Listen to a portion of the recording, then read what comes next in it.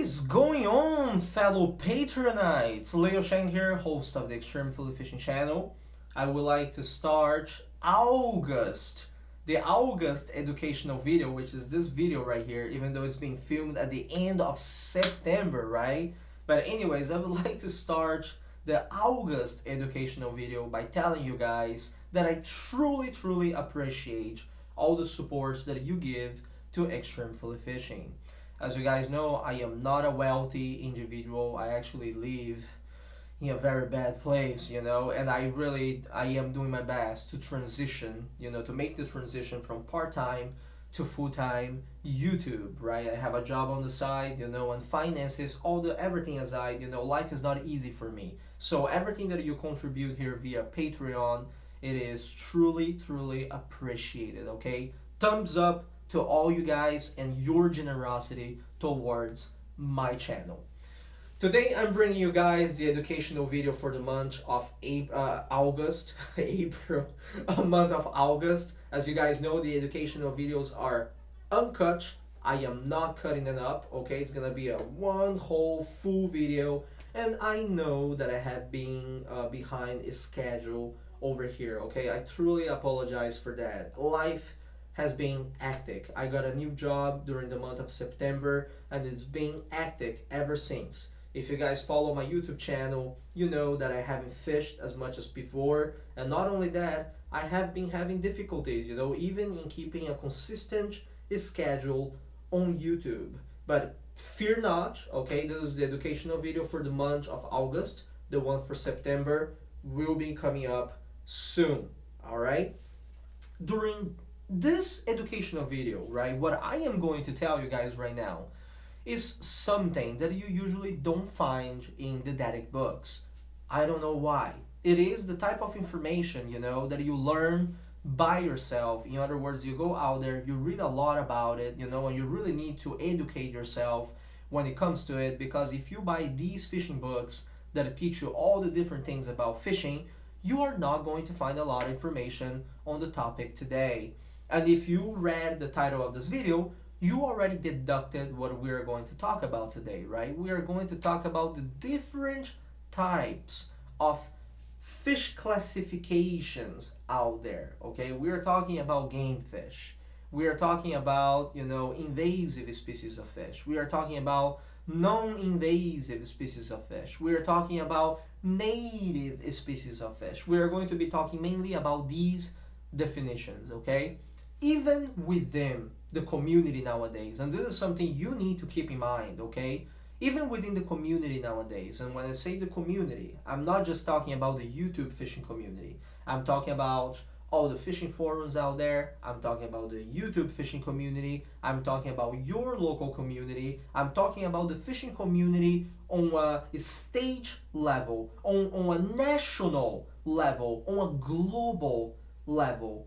Even on a global level nowadays, this topic of native invasive species, okay, is still not really good.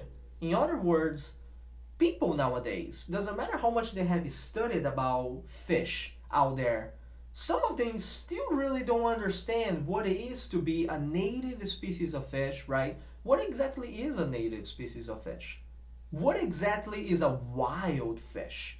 What exactly, right, is, they don't know how to explain these type of things. So in this video, this is what I'm going to cover today. I'm going to cover these definitions, mainly 4 definitions. I'm going to cover the definition of a native species of fish.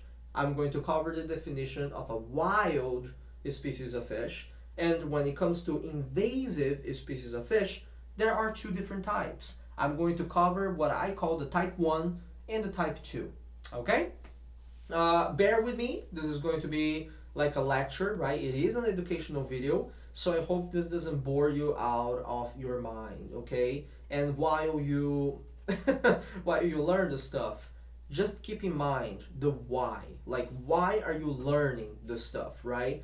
This classification is very important for us anglers, okay, to know about what is native, what is not native, what damages the ecosystem, and what doesn't damage the ecosystem, right? If you are a multi-species angler, you definitely want to, number one, be able to identify your species of fish, and number two, classify it. You want to take a look at it, and you want to be able to know, oh, this creature here is harmless, I can just release him.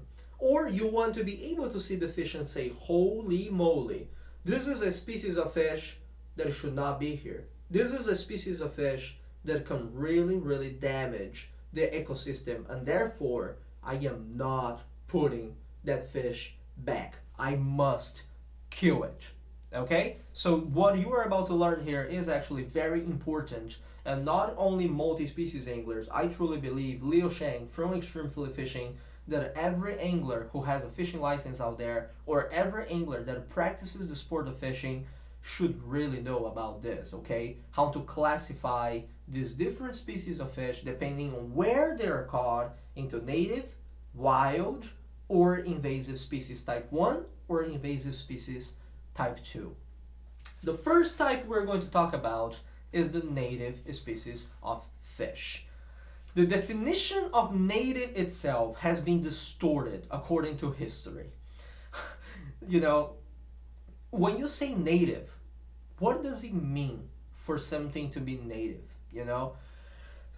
Not only when in terms to fish, right? When you go out there and you say, I am a Native American, what does that mean to say that you are a Native American? And you go out there, you look the dictionary, you talk to people, right? You look different sources, and people are going to tell you, oh, the Native Americans were the people that were here in North America before immigrants came from other places, right?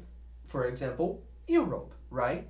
So when we talk about native species of fish, you would think the same thing, right? You would think, oh, so what are the native species of fish here in the United States of America? Oh, you go out there, you look the sources, and you should come to the conclusion that those are the species of fish that were here in North American grounds since question mark, right? Question mark, because when it comes to the Native American example, okay, I've been here forever, before you guys came. When it comes to the fish, they have been there, but since when? And how exactly did it happen? So as you guys can see, right, in order for me to discuss the idea of native species of fish, we will eventually have to go back to history, the topic of history, pick a time, you know, in history, and say, okay, after this time, these were the fishes out there in the world that were native to these areas, okay? And if I were to pick one time in history, I would probably pick long ago, okay? I'm talking about the time where we still had the Pangaea, right? Or Pangaea, or whatever it's pronounced in English, right? In Portuguese, I believe we call it the Pangaea, right? The supercontinent. It is the time in history where all continents were one. And according to history and geology and some other sciences out there, this supercontinent broke into different continents, and now we have all the continents nowadays. I'm picking that time in history to tell you that once the Pangaea broke down, right, into these continents, that's when you had your native species of fish. Okay? So here in the United States of America, for example, you can say that the brook trout, okay, the Salvelinus fontinalis, is a native species of fish. Since the Pangaea broke down and the creatures went through evolution and all that stuff, you have brook trout in the North America streams. And the same thing applies for different types of shiners, different types of dace, different types of sculpins, all here in North America. Those were the native species of fish that were here in North America way before people were here. Okay? And similarly, this applies to everywhere else in the world. I want to hold this idea in your head right now. Okay?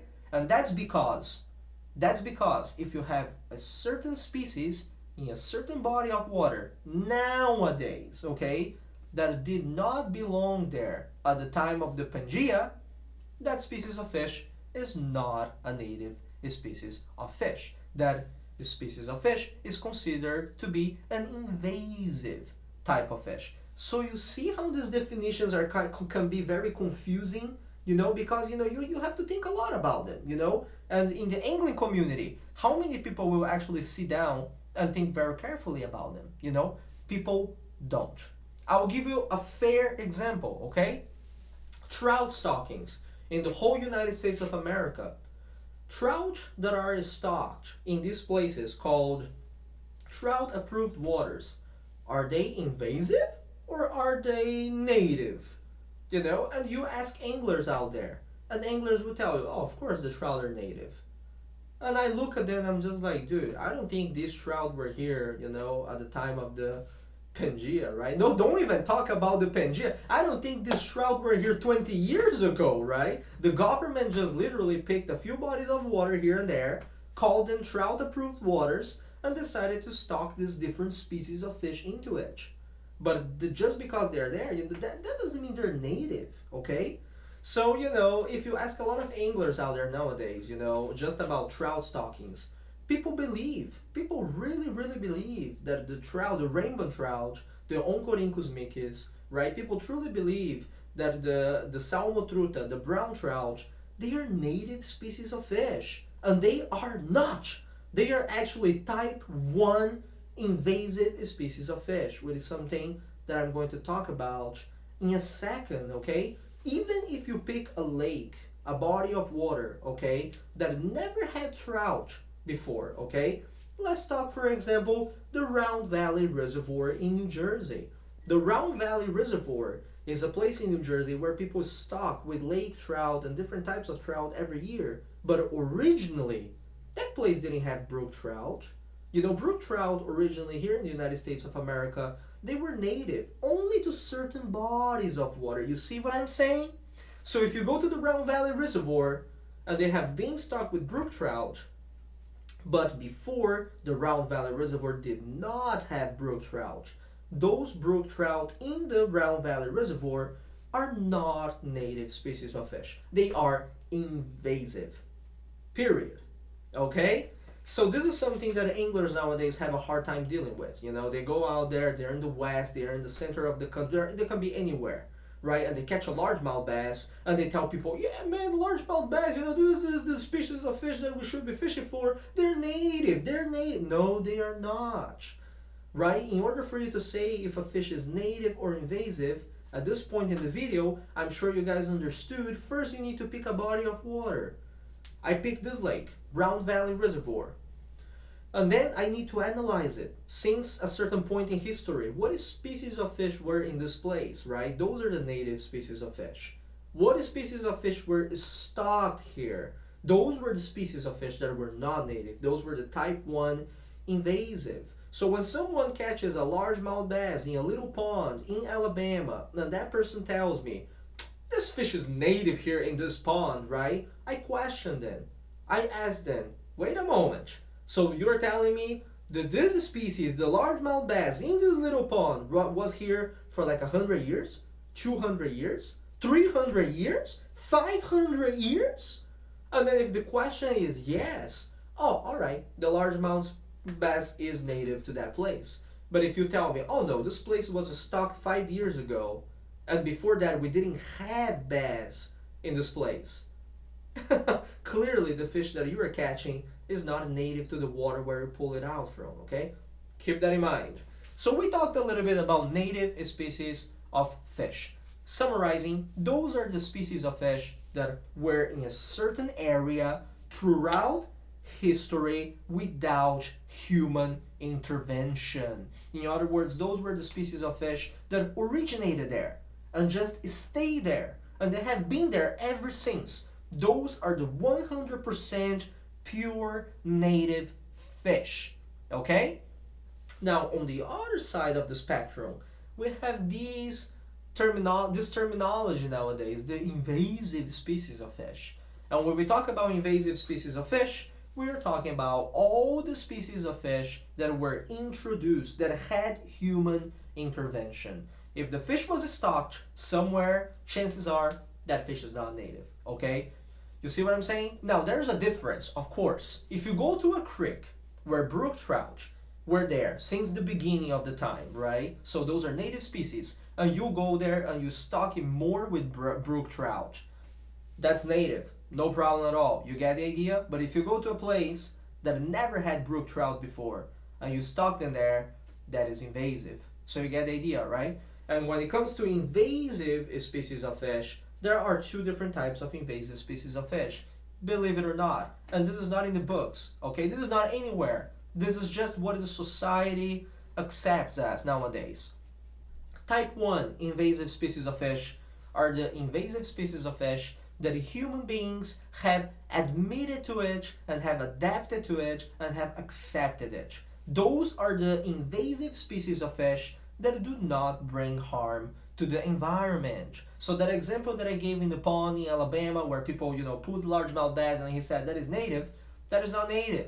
That is an invasive species of fish, but it is a type 1, okay? In other words, it is a type of fish that is invasive to that body of water, but it has been accepted by the community, it has been accepted by the scientists, it has been accepted by everybody that fish does not bring any damage. So it is an invasive species of fish, but it is fine to put it back because it doesn't bring any harm to the environment. Release it. Practice CPR. On the other side, you have the invasive species of fish, type 2. Those are the dangerous ones. Those are the ones where my marine biologists and fisheries biologists and ichthyologists studied them, and they pretty much said, man, if these fish spread, we gonna be in trouble, child. That is the type 2. Some examples of the type 2 right now? Gobies. We have a freaking goby invasion in the Great Lakes nowadays, They've been multiplying. They eat eggs from different types of fish, different types of game fish that they have accepted, The so-called invasive type 1, like smallmouth bass, they eat it. That is dangerous. You have the Asian carp. And when I say Asian carp, I'm not talking about the common carp. I'm talking about Asian carp, the black carp, the silver carp, the big head carp, the grass carp. Those are the Asian carp. They spawn very fast. They flip the mud and destroy vegetation. They are truly a menace, okay, to other species of fish out there. Those are the type 2. Those are the species of fish that you hear out there, right? And people say, if you catch it, kill it.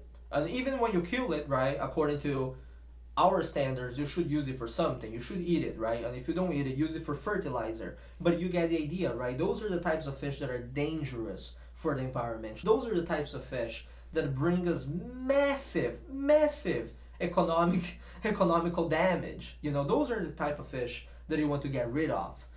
So now that you know this knowledge, now that you know the difference between native, type 1 invasive, and type 2 invasive, next time you hear this terminology, be not afraid. Ask questions, because the more you know about it, more conclusions you can draw from it, right? If it is invasive type 1, no problem, doesn't bring damage, you just release it. Invasive type 2, it is your job as a multi-species angler. As a matter of fact, it is your job as an overall angler to just kill it so it doesn't bring more damages out there. It is our responsibility to keep our bodies of water sustainable, right? So you get the idea, right? Oh, and finally, right, we have one more terminology out there that is not even in the books, right? A wild fish. What the heck is a wild fish? This is just terminology that anglers came out with. And what exactly it is the off-breed of all the stocked fish that were put in the wild. So I'm gonna give you a good example of this fourth category, this fourth definition, okay? Brown trout, the Salmotruta. Many places in the United States of America, fisheries biologists and ichthyologists, they have stocked these trout-approved waters with different types of trout, rainbow trout and brown trout. The rainbow trout and the brown trout are considered to be type 1 invasive species of fish. In other words, they have been accepted by the government, okay, they have been accepted by the anglers, and therefore it is okay to release them back to those bodies of water where they were stocked, okay? And what happened was simple. They released those brown trout in those waters, and little they realized that as time passed, those trout started to breed. They had the ability to breed in the wild. And the off-breed of those brown trout, the brown trout that were not stocked, but they were born in the wild, those became the wild fish. Okay? And on a similar note, right, one thing that it's been happening nowadays, and it's still happening right now, the northern snakehead. Think about it. The Chana argus. This has been going on the media already for about 10-15 years, okay? Since 2004, Maryland, the Crofton Pond incident, people have been going crazy about the northern snakeheads. Every time you catch one, you know, and someone looks at you, they're probably gonna look at you and say, kill it, because they are destroying the environment. But guess what, folks? There are no concrete evidences that they are actually destroying the environment. Fisheries biologists, ichthyologists, they are all working really hard to determine, you know, what are the consequences that, you know, northern snakeheads have brought other species of fish and us, human beings, in the wild, in open bodies of water. And sincerely, there are no negatives so far. So you may ask me, if it is like that, if they are safe, right, to release and they're not destroying the ecosystem, why is it that we consider them to be a type 2 invasive species? A species that can walk on land, that can cross one body of water and go to another, that can breathe air for 8 hours without dying, will bite your pet if your pet goes into the water. Why is it like that, Leo? And the answer is simple. It is because human beings, we have not accepted yet as a community that the northern snakehead is a type 1. It is that simple. If it doesn't have the community's acceptance, if it doesn't have the government's acceptance, you know, it becomes a type 2, even though it is not a type 2. And right now, as a matter of fact, the northern snakehead is going from a type 2 to a type 1 in certain states. Certain states have issued laws saying that it is not mandatory for people to kill snakeheads. You can release it if you want to. And why is that? Because people are finally starting to realize that they were terrified, that they had this effect of mass hysteria in the population. But in reality, northern snakeheads don't really bring harm to human beings. So slowly and surely, the northern snakehead is getting more accepted in the community, and the hopes are that within 5 to 10 years, they're gonna go from type 2, which they were very ignorantly classified, to type 1. The same thing that happened to flathead catfish. Flathead catfish were classified at the beginning as type 2. They're destroying the ecosystems, they're eating all the fish. Suddenly, they are type 1 now. Oh, you can release flatheads, it's okay. They're not eating them anymore and stuff. No, it's because research has always pointed out that they were like that. So, you know, this is to show that these classifications, you know, of type 1, type 2 invasive, and native species is really up there in the air, you know? Now, to say that a fish is native or not, that is definitely a fact, okay? That is not subjective. That is objective right there, right? You can tell people, this is a species of fish in this body of water, it must be native or it must be non-native. That is unquestionable.